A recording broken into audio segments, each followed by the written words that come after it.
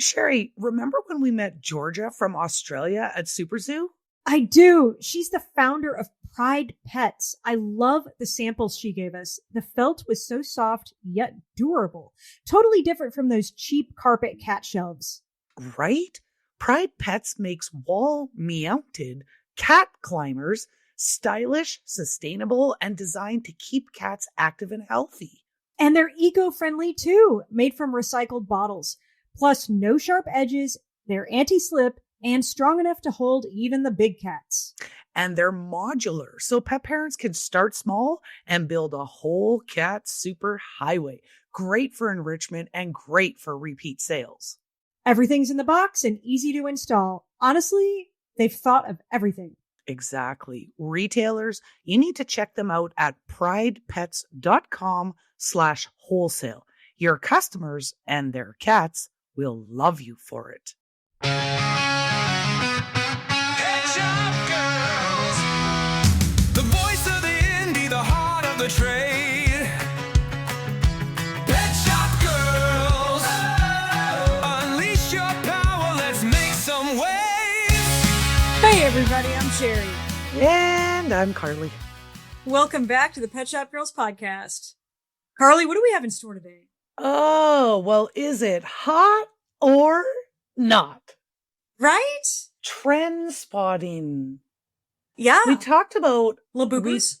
what it's all about the labubus with this one. Well, I don't even know what a labubu is. Well, but well, she tried to show me. Yeah, she tried to show me what a labubu was. I'm like, I think labubus are just the new Thai babies. Right. No, same. Right. Okay. So Labubus were super hot in 2025, right? And what I did, because I saw this trend happening, I looked everywhere for a dog toy that looked like a Labubu. Could I find one? No.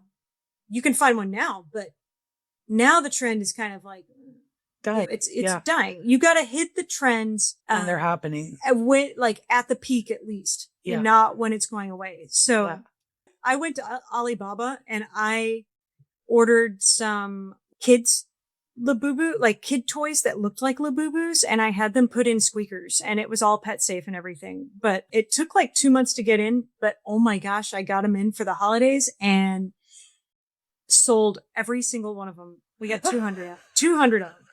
I sold 200 Labubus as dog toys. Yes. So we can't predict the trends, but we're gonna try to help navigate some of what we're seeing in 2026. But apparently Sherry is a trend capitalizer because you jumped on the Labubu train and it paid off with 200 Labubus adopted from Odyssey Pets.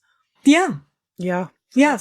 That's probably how I would have positioned it. Adopt your own Labubu here. Adopt a Labubu. Oh, yeah. Well, I went a step further because the whole blind box thing with the Labubus, if anybody listening knows about Labubus, they put them in a bag inside of a box and you don't know what color you're going to get.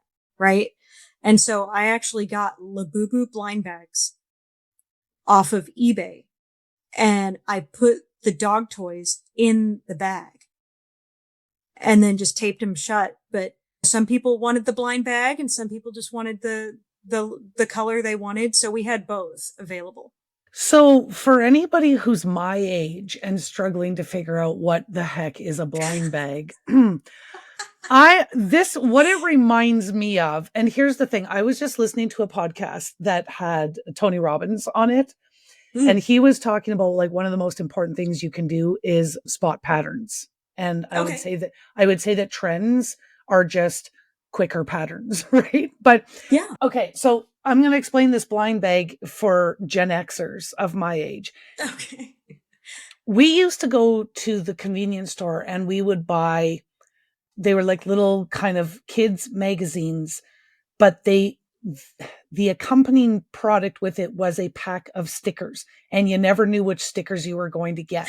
Oh, it's like buying baseball cards too in the packs, right? Same idea. Yeah. And I think that's probably where it came from. And like the ones that we would always buy were they were like parodies of normal products. Like instead of Sunlight dish detergent, it would be like, I don't know what I can't remember, but it was some parody of like the Sunlight dish detergent. And so you would put these stickers all throughout the book. But if you didn't fill the sticker, or if you didn't fill all the pages, like as a kid, you're going back to buy more packages of these stickers. Oh, I think I remember what you're talking about. Yeah. And you have no idea what stickers you're getting, but you're like collecting the stickers. You're totally collecting it. And then you could trade. The thing is, you're collecting Labubus and people trade them too. So yes. Yeah. Yeah. Thai babies of the 2000s. That's I know we're jumping ahead here, but we wanted to cover blind boxing. And that's something that is still trending. Not Labubus per se, but the whole blind box trend is happening. I'm even seeing it at McDonald's in their like kids, the Happy Meals. Yeah. They're like blind boxing the toys within the Happy Meal. And so for, again, if you're still like, what? Mystery boxes, mystery bags, think that's kind of what it is, right? The customer, I guess in the instance of the blind boxed or blind bagged Labubu, those words don't even make sense going together, but okay. In that instance, you're getting a Labubu, you just don't know what color. I guess you don't know what color. Yeah. Cabbage Patch Kids too, right? Like when you adopted Cabbage Patch Kids, maybe you didn't know which one you were going to get, but you just wanted a Cabbage Patch Kid. Yeah, I guess they did have that, didn't they? I remember something about that. But anyways, a mystery box is similar. A mystery bag, a mystery box, very similar. The customer knows that they're getting pet products. They just don't know exactly what's in there. That's like our Christmas boxes, our gifts from Santa Paws.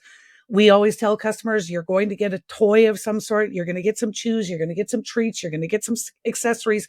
So they know that much. But they have no idea what the toy is, what the treats are, what the chews are. They don't know any of that stuff. So I would say, I think that this trend could work with like a single item instead of a mystery box of a bunch of different things. Yeah. You could do it with a certain type of treat or a certain toy in different colors type thing. Yeah. So, okay, here's the whole thing. We're going to talk about some of these trends that are coming in 2026 or may already be here. Not everything specific to pet, but everything specific to business. Ooh, we just blind boxed our trend setting. Okay. So, well, no, I mean, what we were saying, I always like to look at what are the human trends happening, especially with kids and babies, because whatever's trending with kids, sometimes it more than likely trickles down into dog because we treat our dogs like babies. So, same idea. Yeah. Yeah, exactly. They're furry family members, right? Like, well, we talked about this when we did kind of trends in the pet industry. Like even kitty cats now are getting birthday parties where that never used to happen.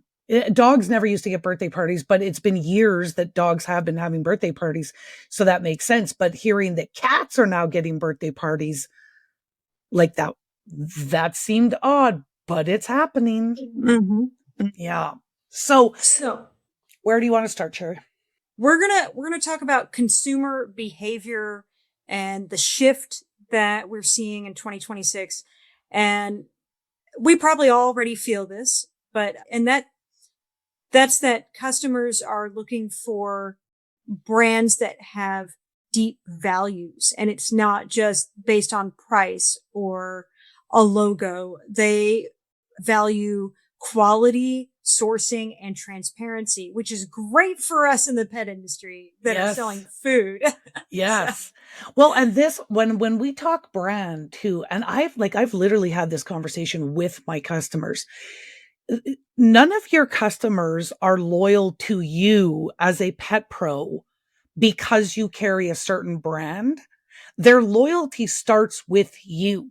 And when they trust you, they'll trust the brands you carry. So like, I would say that brand loyalty, specific brand loyalty, like I must go here because they're the only ones that carry XYZ brand. Not so much if you're providing that experience, your customers become loyal to your store and then they trust the brands that you carry because they're loyal to you. Yeah. Also, local, woman-owned, veteran-owned. These are all trending and great selling points. Mm-hmm. If that are resonating with most modern pet parents. Exactly. Yeah. So I've started printing out these little like 5x7, like selling like info cards next to some products that I have, especially if it's a new product we brought in. So it's like a silent selling sign. And if it is woman owned or if it is local, I'll put that on there. That is a selling point. Mm-hmm. Mm-hmm.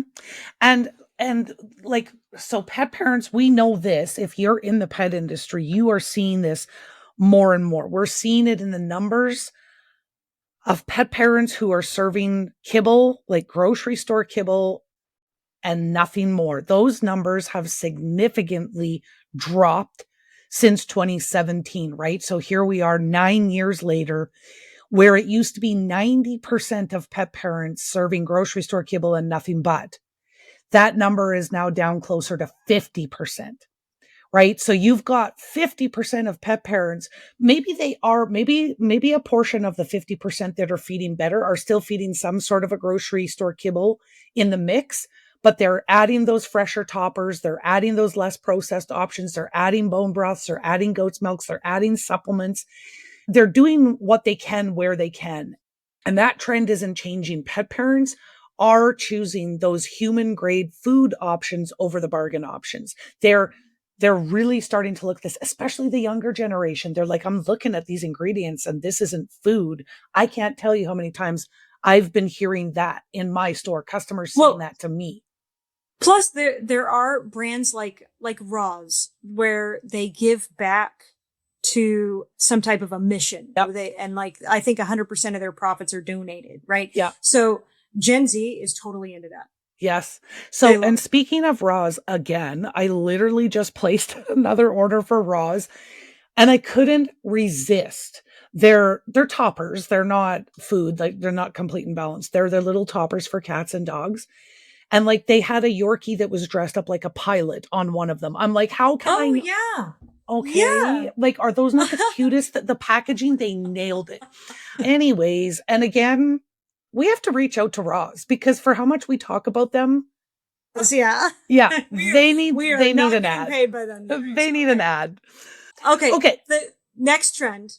Oh, look, again, we all know these things. We're just spelling it out for you.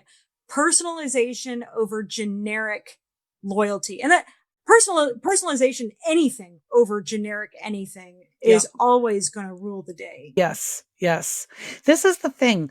You guys don't have Canadian Tires in the US, but we do. It's a big department store, like kind of a sporting hunting, but you can still buy dishes and pet food. Like it's whatever. It's just a big retailer here.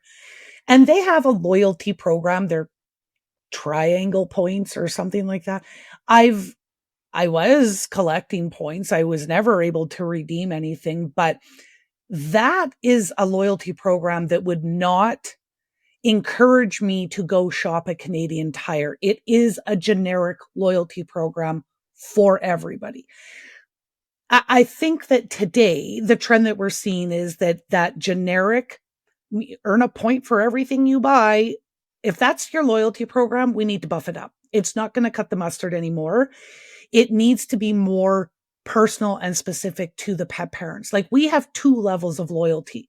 If you're shopping with me more than 7 times in a 6-month period, you become part of our Platinum Paws membership.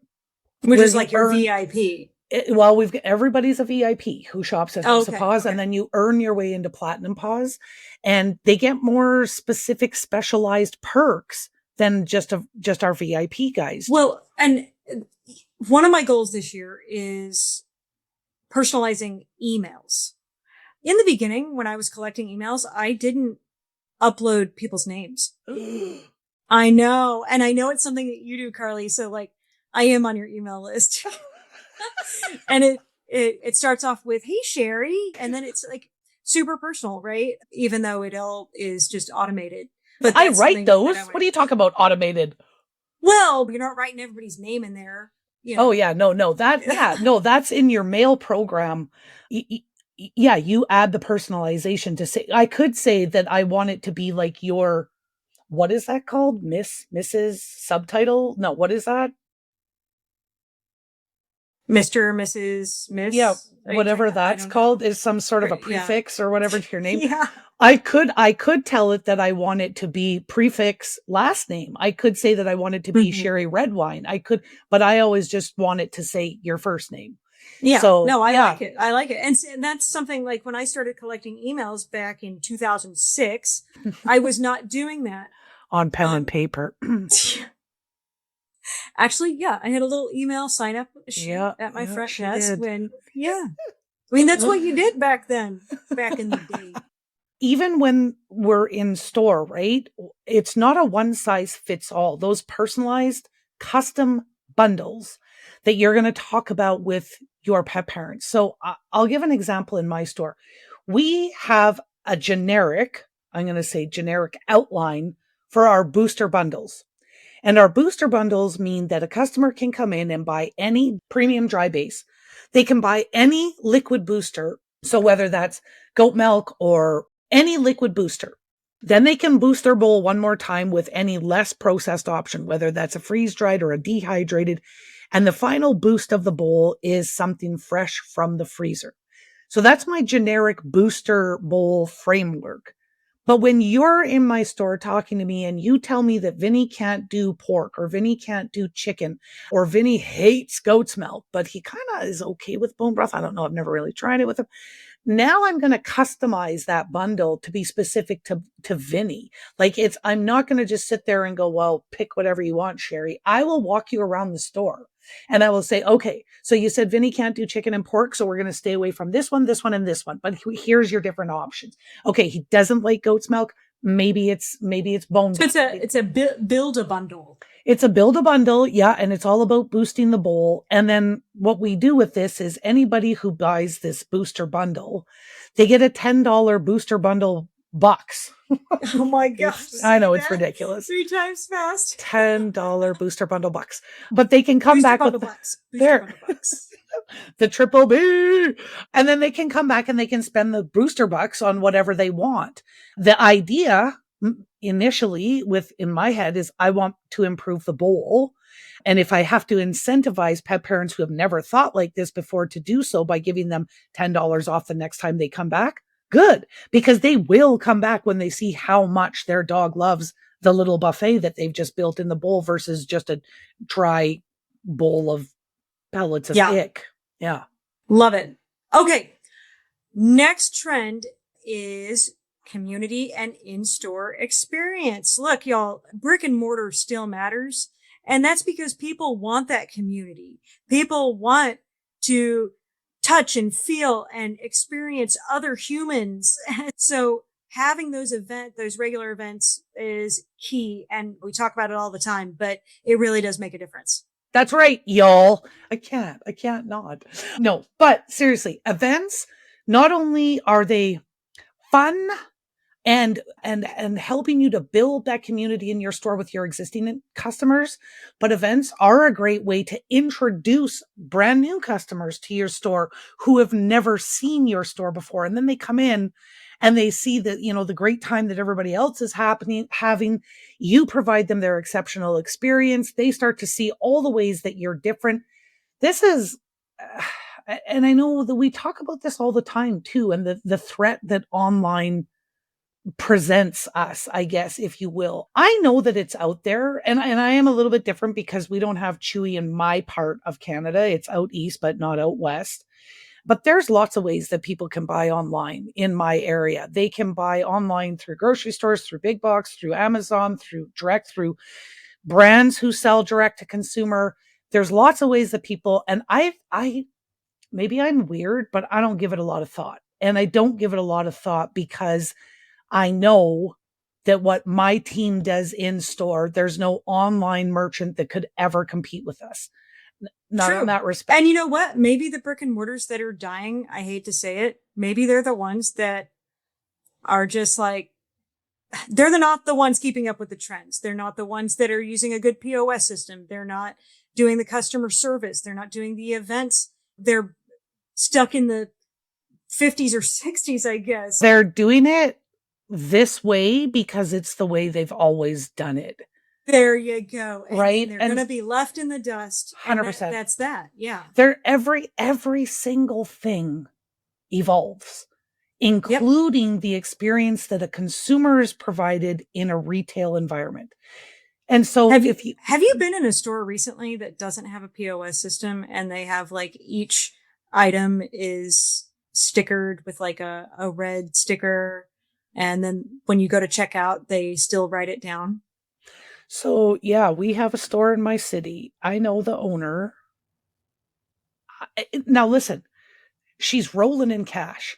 So whatever she's doing. How can you if you're writing down each item that you're checking I out? agree. I absolutely agree. But I mean, then when I look at her, she's rolling in cash. So whatever she's doing is working. She spends a beep ton of money on traditional advertising, like TV, radio, newspaper, all the things. Maybe that drives a lot of business for her. Maybe her demographic is a lot different than the modern pet parent. She's not in pet, by the way, but literally every single customer transaction is handwritten on a receipt. There is no POS. The website is atrocious. No social media. Like she is completely going against the grain on every front, but she's also been in business for 30 years and she's never moved. I mean, I can see how it may work in a very small town, like on a very small main street where everybody knows each other kind of thing. But Regina's bigger than that, right? Like we're 250,000 people. And yeah, but like I said, whatever she's doing, because I've been like hounding her for years. Like, what are you doing? Get your social media, blah, blah, blah, all the things. And it was her daughter, who's like one of my best friends, said like, whatever she's doing is working because she's literally rolling in $100 bills on every vacation that she goes. Well, there's always an exception to the rule, right? I suppose.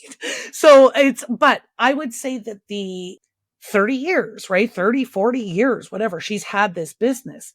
If you're a pet pro who's been in business for 5, 10, 15, 20 years, it's a different game. It's a different game than it was 30 or 40 years ago.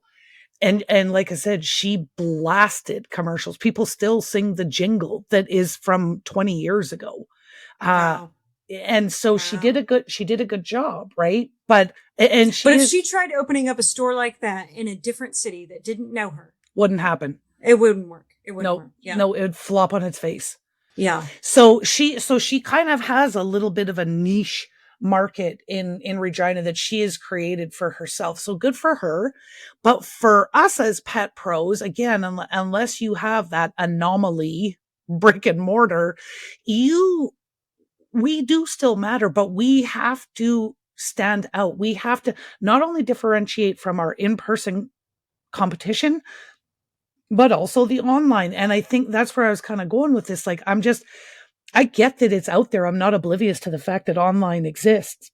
It's not my focus. My focus is how do we serve the customer in my store and how do we make ourselves the obvious choice so that the next time they go and they order online and the order isn't right from whoever they ordered from, or they didn't realize the bag was so small, or geez, it's expired, or whatever problem they have, they're like, man, this never happens at House of Paws. And we stay the obvious choice, but we gotta show them that we're the right choice. All of us. All right. Not just me. For sure. For sure. Hey, Carly. So I was just talking to Art from Aardvark Pet Products about the advantages indie stores get when they white label. Ooh, spill the tea. Well, hey, I could do that. Hey, Art, what are you doing here? I couldn't help myself. I'm sorry. All right. Here's the deal with our private label program. The independent retailer can take advantage of our low minimum order quantities, so you don't have to tie up your cash flow. Plus, we'll put your logo on a custom label for free. There's no setup costs. Also, we'll give you a free UPC, and our turnaround time is super fast. Okay, well, that's a lot of savings right there. Yep. And the part that makes me proud of what we're doing is we're helping independent stores build their own brand and make more money doing it. I love that you have the independent pet store's success in mind. Your products have grown my chew department exponentially. Plus, customers love seeing our name on products. It makes them feel like they're supporting local in a real way. And honestly, it's nice just to have something different than what the big box guys carry. Exactly. And we're here to help the independents compete with the big brands. Yes. Check out everything at artvarkpet.com. That's ARTVARK pet.com.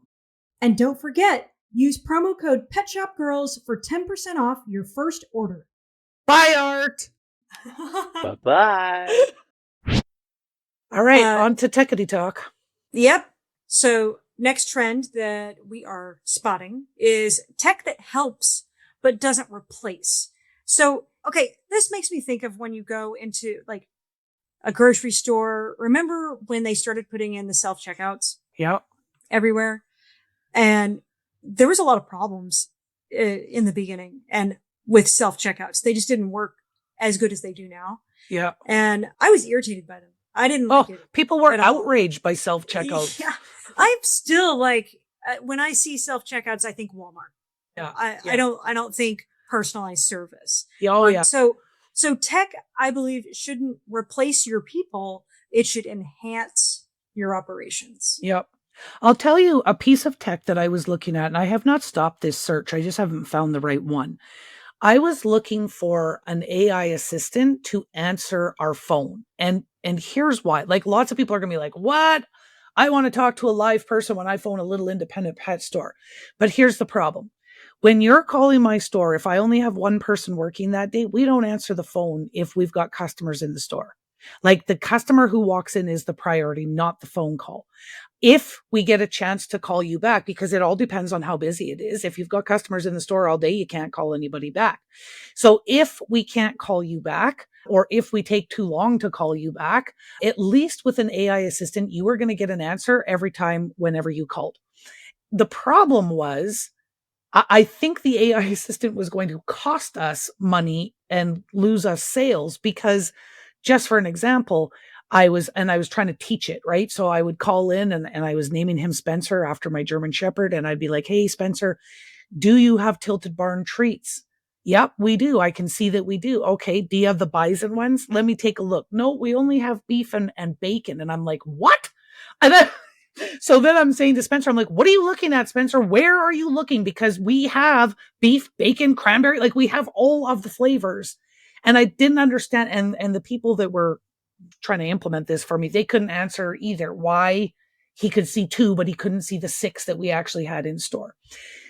But I was not trying to replace my people. I was literally trying to give them assistance so that they didn't have to worry about answering the phone, and they didn't have to worry about, oh crap, the phone is ringing, but I've got 6 customers in the store and I can't handle it all at once. Or it's like the chat bot, the Connor Brady chat bot, right? Yep. That you put it on your website as like a resource for people to get more nutrition information. Because he says the same things we do, or we say the same things he does. However you want to look at it. If they ask our chat bot, Dr. Brady, what should I feed my dog with a yeast infection? He's going to tell them goat milk, just like I would. So yeah, and that's where I was trying to help my team so they don't have to like run away from a customer because somebody's calling a bazillion times in a row just to say, what time you open till today? Or are you open today? Right? Like, so yeah, so I was trying to help them, but I will continue on the search because I think that frees up my people's time to focus on the in-store customers. And I think it frees up all of our time rather than sitting there and going through 8 voicemail. Well, when you find the right phone service, let us know. Oh, all right. I will. Okay, next trend. Wait. I do want to say one thing with regards to AI, because I know AI can be a little bit of a sore spot too for some people, because people are like, AI, the robots are uprising and AI is going to replace all the people. That is not the case. I do believe, and I'm sure that you've heard this from many other people too, that AI will not replace people, but people who embrace AI will replace those who don't. Oh yeah, that's it. Yes, that's 100% right. You AI doesn't, in some instances where I'm using AI, I think it causes more work for me than it prevents, right? But it's a great way to brainstorm ideas. It's a great way to like spell check your email or clean up the tone. It's a great way. There's lots of things we can do with AI. And the people who are adamantly opposed to AI are going to be the people that are being left behind. For sure. I agree. Yeah. Okay, next trend. Health and wellness trends. So obviously CBD has been a trend. Mushrooms have been a trend. Gut health. Gut health seems to be the buzzword lately. Yeah, listen, it's a hot topic everywhere. We've been talking about it for how many years? Yeah. And now all of a sudden, it's because all of a sudden it's becoming a big thing on the people space. And so then it's becoming a big thing in the dog space too. But that overall holistic, natural nutrition and overall wellness, that trend isn't going anywhere soon. Pet parents are learning more and more every day that allows them to realize, oh crap, I didn't realize I was feeding poopy food. I was going to say that word. I was feeding a food that wasn't positively impacting my animal's health. I love this creature. I want to keep him in my life as long as possible. They're looking for every way to do the best they can for their pets. And a lot of that is going to come with nature, not drugs. So, right. Yeah. Well, and like the whole gut health thing, we were talking about it even on our dental episode. Yes. How it's probiotics and all that are connected to the mouth too. Everything's connected. And I think we're all figuring this out for people. And of course it's trickling down into the pet realm too. Well, 80% of our health comes from our gut. Like, I've literally been saying this to my customers since my door opened. If we can get and keep the gut healthy, we can get and keep the animal healthy. Mm-hmm. So, and that's in 80% of cases, right? 8 out of 10 dogs that walk into your store with a problem or some sort of symptom, if we can repair the gut and we can get the gut healthy, like 8 times out of 10, we're going to get that animal healthy. Right? Yeah. Okay. Trend number 6. Sustainability and transparency. This is something that we've all valued, but it is trending in human space too. So yeah. I think kind of the whole green idea has been around a long time. Like, I remember more than for 15, sure. Yeah, more than 15 years. All that, but I really feel like Gen Z is stepping it up a notch. Listen, when you say recycling, this was one of my first store manager, brilliant little girl, Ella. This was her brainchild. And this was before like I knew any of the networks that we share today. But she said, Carly, we need to get into the elementary schools and teach them about pet nutrition. And I'm like, what? And you have to remember that at this time today, Ella is 22 or 23. She was 18 or 19 when she said this to me. But she's like, we have to get into the elementary schools and we have to teach them. We have to teach the kids about pet nutrition. And I'm like, what? And the first thing in my head is like, kids don't make the buying. They're not the buyers, the decision makers. But they will be. But she said, do you know why my entire family recycles today? Because I was taught in school to recycle. And she said, so then when I saw my mom throwing out a milk carton, there I was as a little like 8-year-old child going, Mom, you're not supposed to throw out your milk carton. You're supposed to rinse it and recycle. And she's like, but if we could get the kids telling the pet parents, Mom, pedigree isn't the best thing for Barney. We should feed him a better food because this one starts with corn. If we could teach the kids. No, it's genius. It's so true. It's so true. I have done nutrition training at the schools. I want to do more of it. Right now it's come down to time over the past 2 years, but I completely went off on a tangent because you said recycling. But well, no, I starting with the kids is a huge point. Actually, Mike has actually gone to a couple of high schools to talk to their aquatics department. Yeah. Of which there was no aquatics class when I was going to school. No, me. But I guess there is now. And they had him as a guest speaker. And all those kids come to us to buy their fish, even though we are 30 minutes away. And there are several other fish stores in between that school and us. Yeah. So because you made that connection. It's big. Yeah. Yeah. Yeah. Okay. All right. This is your favorite one. Yeah. Okay. So style, color, and aesthetic forecast, y'all. Okay. So are you like actually wearing the color terracotta as we record this? I am. Okay, we're going to talk about colors here, but that's not to like change your brand colors or anything like that. It's like, okay, if you're going to look at some new silicone bowls to bring in, are you going to go with royal blue or are you going to go with the dusty blue? So the color palettes of 2026 are calm, soft, neutral, cool blues, earthy, like terracotta, moss green, muddy blues too. Accent colors can be like a plum, a dark plum, jade, wasabi apparently is trending. So that when you hear wasabi, I think of like an earthy green. The stuff you put on sushi. Yeah, but it's but it'd be like a bright, like earthy green. Yeah. Also, what's trending, and it has been for a while, but it's still here. 90s and Y2K. And here's how this can apply to you guys. If you see that really cute toy that looks like a cassette player, let's give it a go. In fact, I just ordered a couple cassette player toys. Well, and you can make really cute table displays. You could do a whole like Y2K table display. You could get some Super Mario stuff, checkerboard pattern, like Vans, like the black and white checker type thing. Yeah. Yes.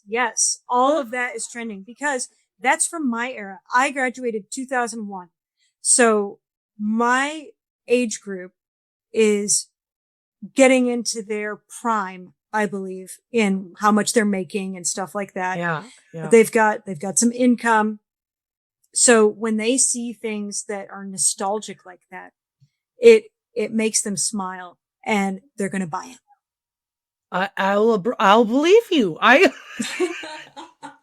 was trying to think, where do I use these colors in my store that you were talking about? And I guess in my mushrooms, because I found the cutest little like mushroom displays. So buy all of our functional mushrooms. I have all of these like moss green and ivory colored and maybe a light terracotta colored mushroom. And they're probably like, I don't know, they stand 5 to 6 inches tall. So I've got all these mushrooms. Oh, cute. Yes. Yeah. Well, and I don't know if anybody knows the brand Skims. It is trending too. And everything is like earth tone in that brand. It's a line for women. I guess if you're Gen X, you're stuck in the neons and the bright, vibrant colors. Okay, but the 80s aren't trending right now. I know. I don't. Okay, it's not the neons. It's not the neons that I love so much, but it is. I like bright, vibrant, like royal blue, turquoise, fuchsia pink, and that's great. And if that's your brand, don't mess with it. But like I said, like I just brought in. Don't bring in the products in that color. I just brought in some like cute silicone bowls, and I had the choice of going with the bold or the muted, and I went with the muted. Yeah. Well, I would say too, like where that makes sense is home decor, and that's typically, I think, and that's what a bowl is, right? Yeah. So. And even like beds or kennels, like things that are out in the open that your company or your guests would see if they came to your house. Most pet parents kind of want their pet's accessories and supplies to blend into their home decor. And I don't think anybody has an electric royal blue living room out there. So they're probably looking for those muted, more neutral colors. Yeah, for sure. Okay. Next trend, also super fun, is toy trends. So look, we all know that kids' toy trends definitely transfer into the pet industry. And we talked a lot about Labubu's in the beginning, but it's hard to predict what the next Labubu is going to be, right? But like, I'm going to go with more. You can't go wrong with nostalgia. Nostalgia sells. So you can go with like Super Mario Brothers, classic cartoon, all of the licensed Pac-Man characters. And Ms. Pac-Man. I mean, we've seen, what is it? That toy that's been around for years now, and it's a licensed character. It's what's the lamb chop? Oh yeah, Okay. yeah. That toy, I don't understand because, like, first of all, it's white. And I'm like, okay, usually white toys aren't a big seller, but everybody loves the dang lamb chop. And I grew up watching lamb chops play along. Okay. You know the show, right? I don't know. Lamb chops play along where kids come to play along, and fun things are all we ever do. I apologize, guys. I can't sing. Anyway. I've never heard that. Well, and that's the thing too. I asked my staff, who are all in their like 20s, that I'm like, do you know what this toy is from? It's from Lamb Chop's Play Along, and they have no idea. But hang on a second here, because Frankie and Grace. Oh yeah, that show. Okay, Lily Tomlin. Is Lily Tomlin not the original Lamb Chop? No. Sherry Lewis was the Lamb Chop puppeteer, and she was big in the early 60s. Okay. And she went on like old shows, like old like late night shows. Mallory Lewis it's now, but Sherry Lewis was the original creator. There we go. Yeah. Sorry, just had to Google it because that's where I know Lamb Chop from. I did not know Lamb Chop became its own show. Yeah. So anyway, we went down on a tangent on that. Big tangent. Look, nostalgia sells, but that Lamb Chop, that one's an outlier. I don't know why it's popular, because nobody remembers Lamb Chop. Well, okay, you know what? And I think this is where, when we were talking about when we started, the blind boxes and all that kind of, the mystery bags. And we've talked about this before on the show. And I talk about, like, when I was a kid and we used to go out to Regina Beach all the time, which is just like a little beach community, like a half And hour I was like, there's a beach in Canada? Oh my goodness. It's so sad how little you Americans know about us Canadians. I thought everybody was like, there was like moose, and they're all wearing the Canadian flag. Moose are everywhere. Yeah. So that happens, but we also have lakes here. But anyways, we would, when I was a kid, we'd go out to Regina Beach, and there was a little convenience store there that all the kids would go to because they had this whole wall of like candy. But you could always walk in and you could buy this little tiny mini brown paper bag full of candies for $1. And you had no idea what the candies were. Like, that was literally our mystery bags, right? Like, this little convenience store. And it was probably candy they wanted to get rid of. Likely. It was probably like, oh, this is going to expire, or nobody buys this stuff. But that's what makes sense, right? And all the kids would go in there and buy this $1 candy bag, because you got all these different candies and you had no idea what you were getting. I wonder if a blind bag of like chews, you know how like sometimes you can't get a certain chew, and you've only got like a handful left, and you need to fill up that basket with something else. And what do you do with those chews? You could totally like blind bag some chews. You could. It's like a mystery box, but you would just do chews. One year we were going to, we came up with the idea in my store because we were doing our gifts from Santa Paws.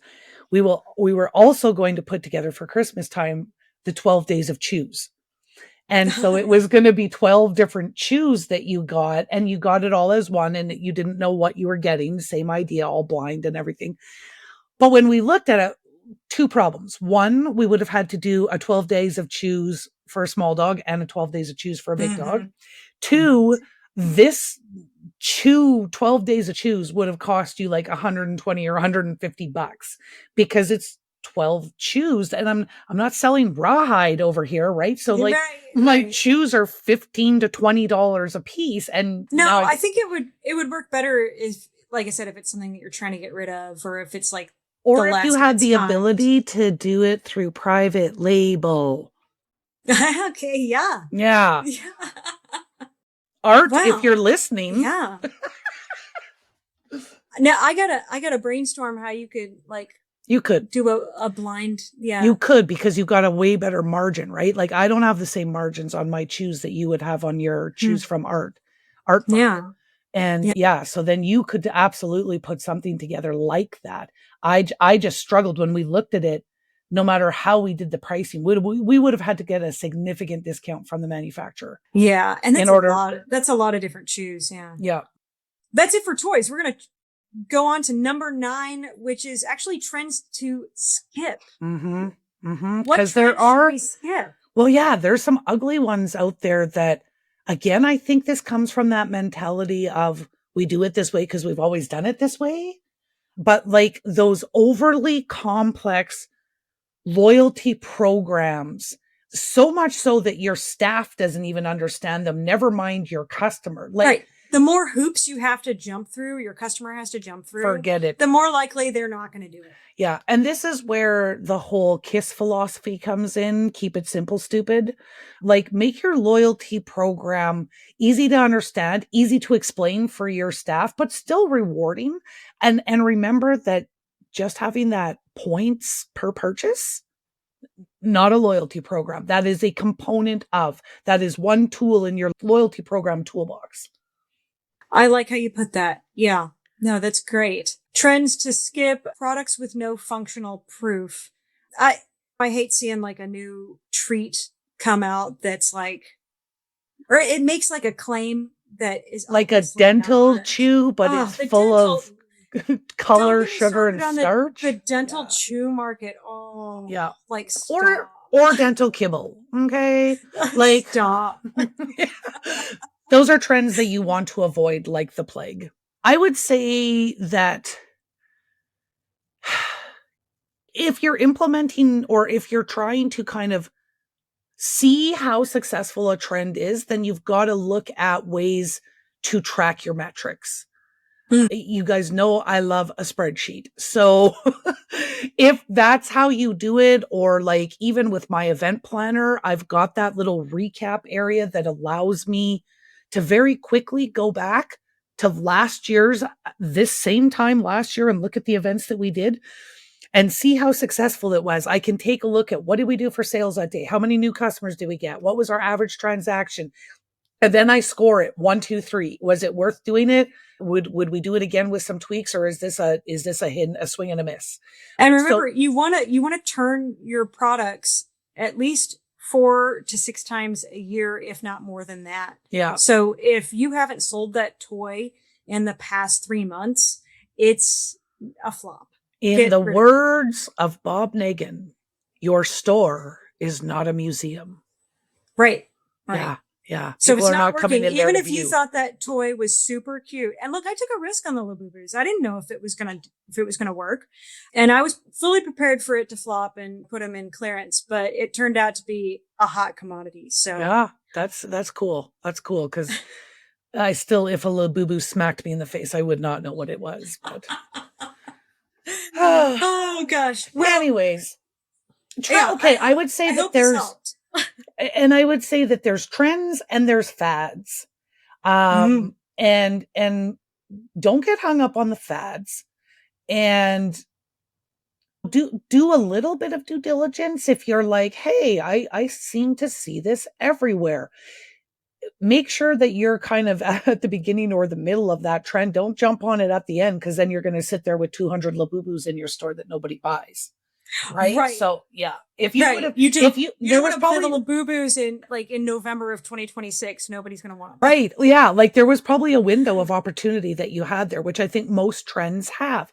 I think some trends have more staying powers than others, but I think in some instances, like you got to look to see where am I in that window of opportunity when it comes to and you know what I do sometimes? I will ask a Gen Zer. Yeah. I will just be like, okay, what is this hot right now? Is this still happening? Do you think that it's going to stay around? I ask these questions to them. Yeah. And I think too, another like good sounding board is the Indie Insider, right? Is our group of pet pros who are out there literally slugging away, doing the exact same thing that you are every day. All ages of pet pros are in there. But even just asking, like, we'll go back to the Labubus. If I went in there and said, hey, is anybody selling Labubu dog toys? Everybody's going to chime in, right? And they're going to say, oh my God, we brought them in and we couldn't keep them on the shelf. Other stores are going to say, God, we brought them in and we couldn't give them away.